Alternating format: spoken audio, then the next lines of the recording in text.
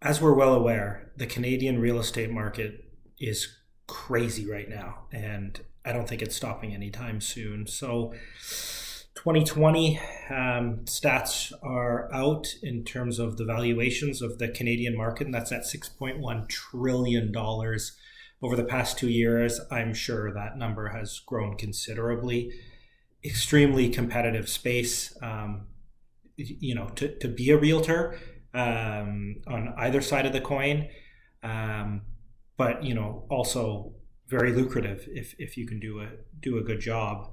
And when I say do a good job, I mean marketing yourself, because that's what it's all about in real estate is getting that listing. And now it requires an innovative approach. It's just not so easy, and that's the trend with SEO, digital marketing in general. But when it comes to real estate and finding an agency to help a brokerage or a independent agent, or whatever the case may be, the same old stuff doesn't work. So working with an agency that niches in real estate may sound like a good thing, but really, where's um, the difference between like kind of like a content mill, right, where they're creating the same deliverables for all of their real estate clients. How do some rise to the top and others not? I suspect it's about who pays the biggest budget, but at the same time, uh, my feel would be an agency that has too many of one client in one industry gets complacent, is not as innovative or creative, and quite honestly, not as passionate about the work. So what is it? What are you looking for when you're looking for an agency?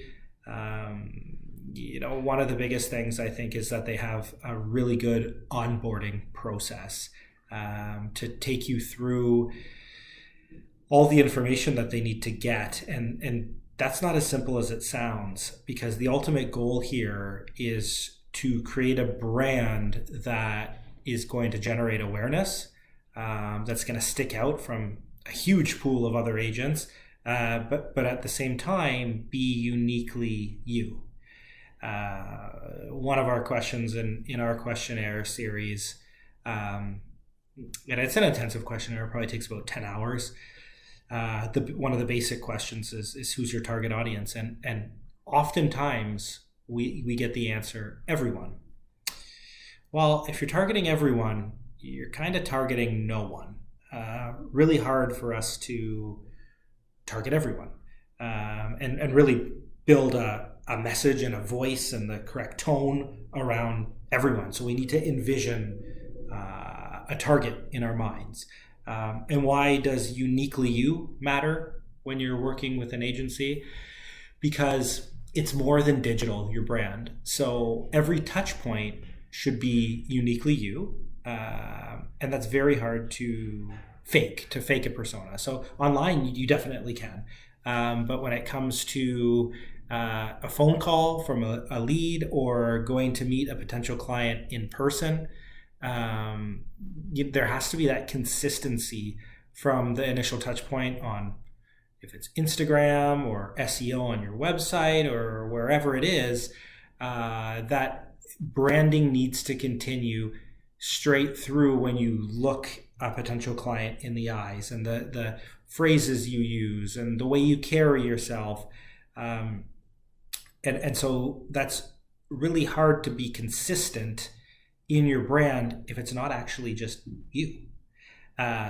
So that's super important when looking for an agency, that they're able to not only say those things but actually pull it out of you.